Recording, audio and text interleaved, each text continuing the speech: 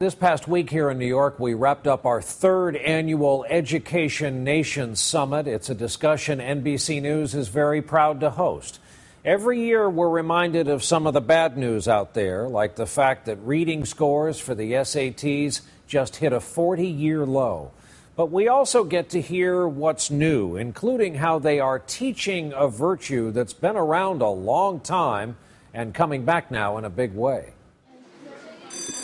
Amid all the talk about education right now, standardized testing, teacher performance, the newest and maybe the simplest new idea involves taking something most of these kids already have, turning around and teaching it right back to them. And while it means a lot of things, the shorthand for it is a word we all know that means just what you think it means. What is grit? Grit is the combination of persistence and resilience.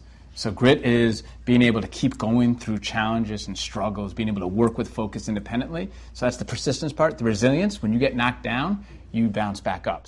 These two men are among the primary drivers of the grit movement. Dave Levin is co-founder of KIPP, a network of innovative public charter schools serving low-income city kids. Dominic Randolph is the headmaster of a very different institution, Riverdale Country School, a prestigious private school in a leafier section of New York City. These two leaders have joined together to develop what they call character education. Their message is character skills are crucial. They're just as important for kids from tough backgrounds as they are kids from well-off families. But fair warning to the kids and their parents who've been a part of the so-called trophy generation.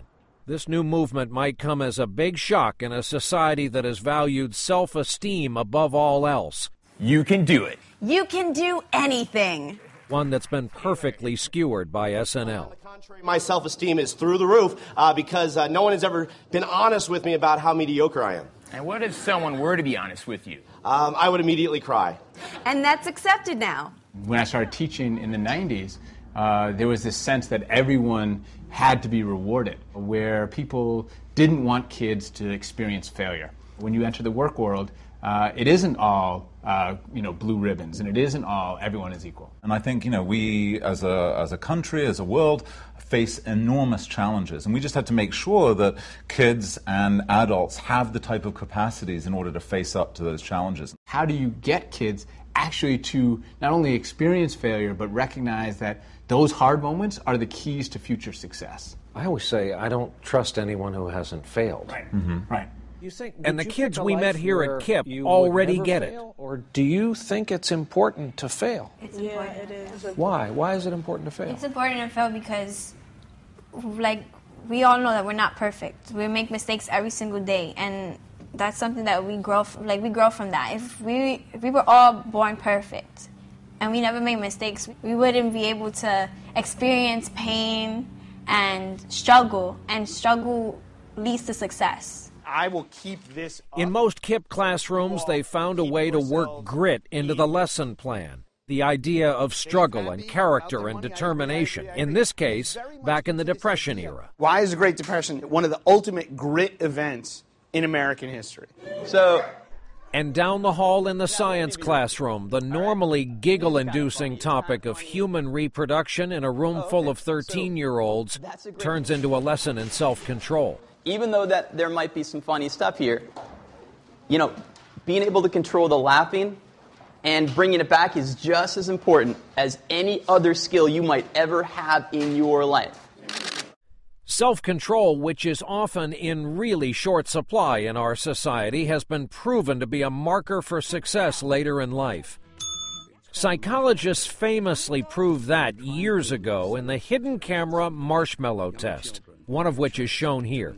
Kids are offered the temptation, the instant gratification of a marshmallow, while they're promised seconds if they can just hold off from ringing the bell. If you can stay here and wait for me to come back without eating the marshmallows, then you get 2 marshmallows.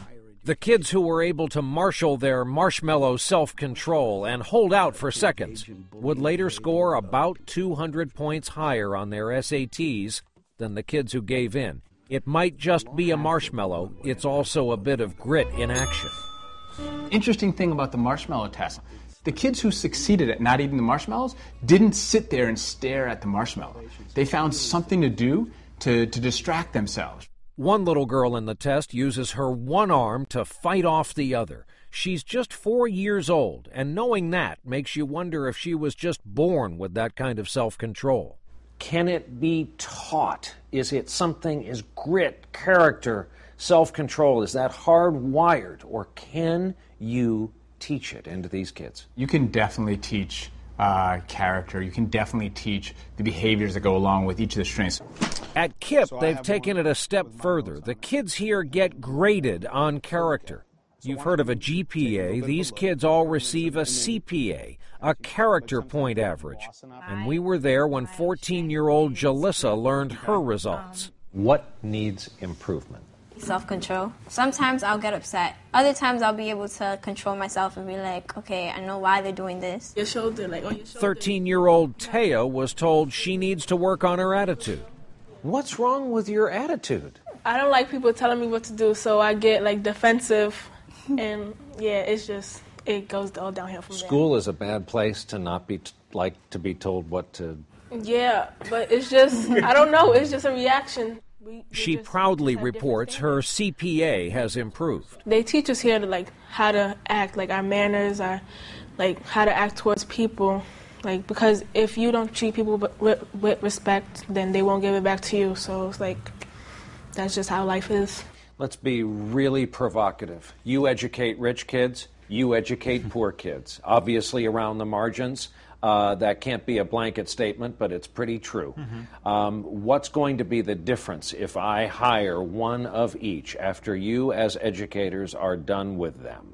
When you think about strengths like grit, like overcoming failure, right? The lack of financial resources, it sets up a series of roadblocks from a very young age. I think, life circumstances also give kids an opportunity, force kids to develop character. You can't create failures for Riverdale kids that are going to be character lessons.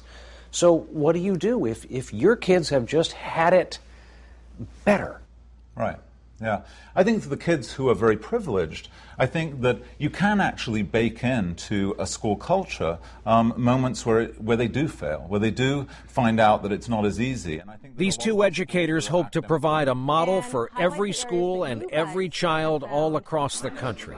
They also realize they're up against a lot of parents who don't want to hear a lot of talk about failure and much prefer A's and B's for their kids over the grittier reality of C's and D's. And you have the average grade, in America is around a B. I think that's not giving people clear feedback, and it's not allowing them to say, okay, it's all right, you got a D, now what are you going to do about it? And that's what they're going to do about it is actually the really interesting thing. We don't have enough opportunity in, I think, both of our schools to allow that to happen. There's probably families in Oak Park, Illinois watching who say, this is all great, back to SAT prep for my kid because he's going to Dartmouth.